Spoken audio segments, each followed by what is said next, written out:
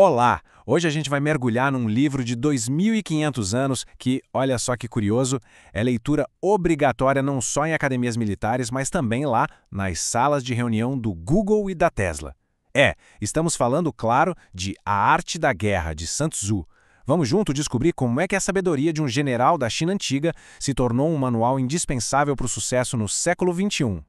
Bom, vamos começar direto com a pergunta que vale $1 milhão, né? Por que raios as empresas mais inovadoras do planeta e as instituições militares de elite do mundo inteiro baseiam suas estratégias num texto escrito na China antiga? Essa é a grande questão que a gente vai desvendar aqui. E olha, não são só os generais que estudam essa obra, não. A lista é impressionante. A gente está falando de futuros CEOs em programas de MBA, engenheiros lá no Vale do Silício, técnicos de futebol e até mesmo psicólogos que estudam a dinâmica de equipes. A influência é gigantesca e já mostra que os ensinamentos do Sun Tzu vão muito, mas muito além do campo de batalha. Mas claro, para entender a obra, a gente precisa conhecer o autor. Então, quem foi exatamente esse tal de Sun Tzu? Vamos fazer uma pequena viagem no tempo para conhecer a mente por trás de toda essa estratégia. Sun Tzu não era um filósofo de poltrona, não. Ele foi um general forjado no meio do caos, lá no período dos reinos combatentes da China. As estratégias dele não eram só teoria, elas foram testadas e validadas em batalhas de verdade, onde ele conseguiu vitórias impressionantes para o reino de Wu. E o segredo dele não era força bruta, de jeito nenhum. Era inteligência, era eficiência. A arte da guerra é basicamente o resumo de toda essa experiência prática. Isso nos leva à ideia mais poderosa e, olha, talvez a mais surpreendente do livro todo. Para Sun Tzu, o objetivo final de um conflito não é a destruição. É algo bem mais sutil e muito mais inteligente. Essa frase é genial. Pensa bem no que ela quer dizer.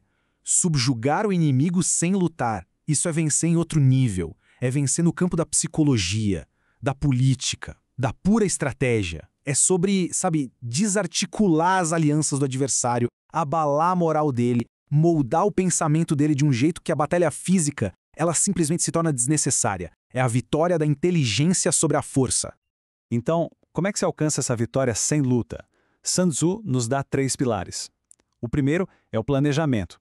Ele acreditava que a vitória é decidida muito antes do primeiro soldado se mover.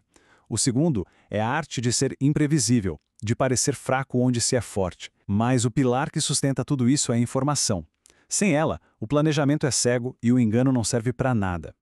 Isso aqui mostra o quão à frente do tempo dele ele estava. Para Sun Tzu, a informação não era só importante, ela era a arma mais valiosa de todas. Ele dedicou um capítulo inteiro só para espionagem, dizendo que nenhuma operação deveria começar sem uma inteligência de altíssima qualidade. Na nossa era, a era dos dados, essa ideia é mais poderosa do que nunca, né?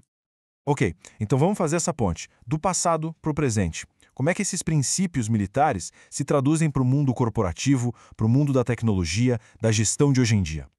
A analogia é surpreendentemente direta. É só trocar terreno por mercado, moral da tropa por cultura da equipe e espiões por análise de dados. As ferramentas são outras, claro, mas a lógica estratégica, a lógica do Sun Tzu, permanece exatamente a mesma.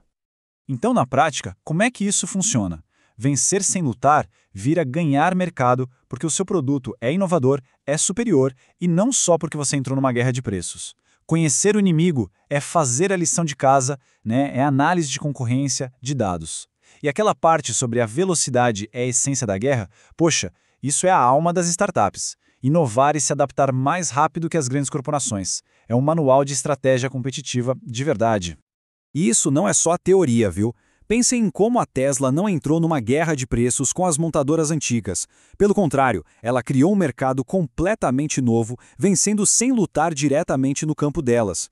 Gigantes como Google e Amazon fazem a mesma coisa. Usam uma inteligência de mercado massiva para se posicionar de um jeito tão estratégico que a concorrência quase se torne irrelevante. É a arte da guerra em ação no Vale do Silício. Mas a aplicação não para por aí. No mundo corporativo, talvez a razão mais profunda para esse livro durar tanto tempo é que ele também funciona como um guia para os nossos conflitos internos e para o nosso desenvolvimento pessoal. No fundo, Sun Tzu escreveu tanto sobre batalhas lá fora, quanto sobre a guerra interna que todo mundo enfrenta. Ele acreditava que a vitória em qualquer área da vida, seja militar, nos negócios ou pessoal, depende de 7 ingredientes-chave.